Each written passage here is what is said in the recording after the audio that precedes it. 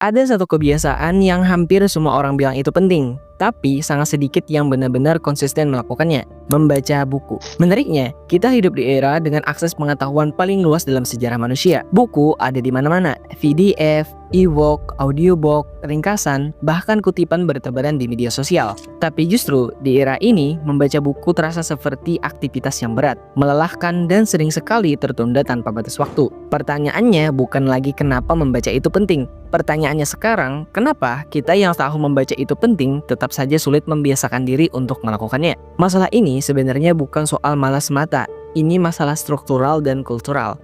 Dalam dunia ekonomi modern, perhatian manusia adalah komunitas. Platform digital bersaing bukan untuk membuat kita lebih pintar, tapi untuk membuat kita lebih lama bertahan. Notifikasi, video pendek, scroll tanpa ujung, semuanya dirancang untuk memberikan kepuasan yang instan. Sementara membaca buku bekerja dengan logika yang berlawanan. Buku menuntut waktu, fokus, dan kesabaran.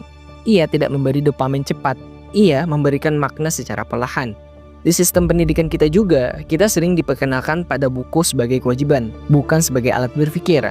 Buku identik dengan ujian, tugas, dan tekanan. Akibatnya, hubungan kita dengan membaca sejak awal sudah transaksional, bukan personal. Maka wajar aja jika di usia dewasa, membaca itu terasa seperti beban tambahan, bukan kebutuhan batin.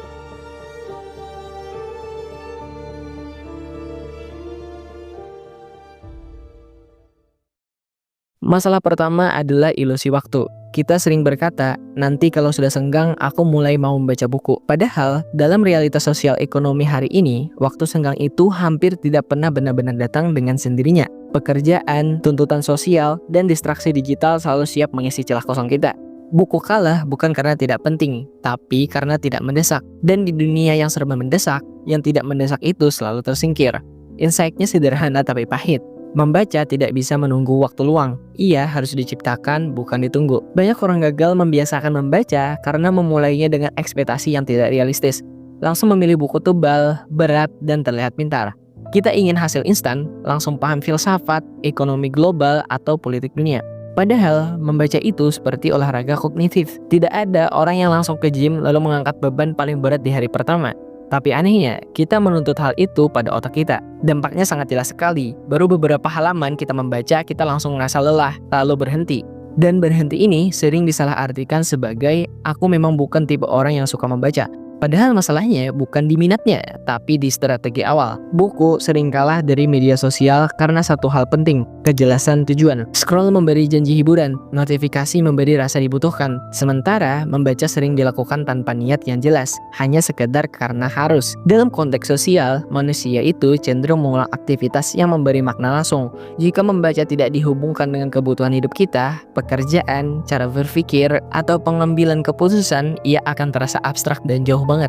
Membaca tanpa tujuan itu seperti berjalan tanpa arah. Cepat atau lambat kita akan berhenti. Mungkin masalah terbesarnya bukan karena kita tidak suka membaca. Mungkin kita terlalu sering memandang membaca sebagai simbol intelektualitas, bukan alat hidup. Kita membaca agar terlihat pintar, bukan agar berpikir lebih jernih. Kita ingin selesaiin buku, bukan memahami gagasan si buku tersebut. Kita mengajar jumlah, bukan kedalamannya. Dan di titik ini juga, membaca itu kehilangan esensinya. Ia bukan lagi proses dialog dengan ide, tapi sekedar checklist personal branding aja.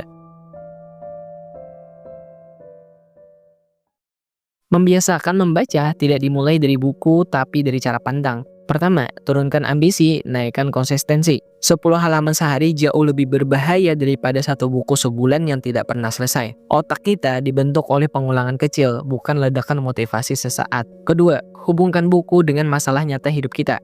Jika kalian resah soal karir, baca tentang kerja dan makna. Jika kalian bingung soal arah hidup, baca tentang pengambilan keputusan. Buku harus terasa relevan, bukan sekedar gengsi.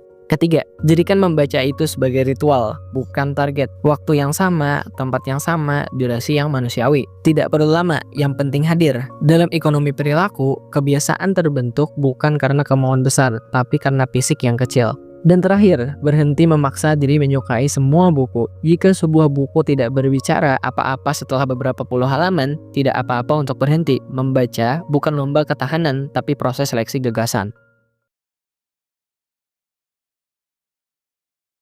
Membaca buku bukan soal menjadi lebih pintar dari orang lain. Ia tentang memberi diri kita ruang untuk berpikir lebih lambat di dunia yang terlalu cepat.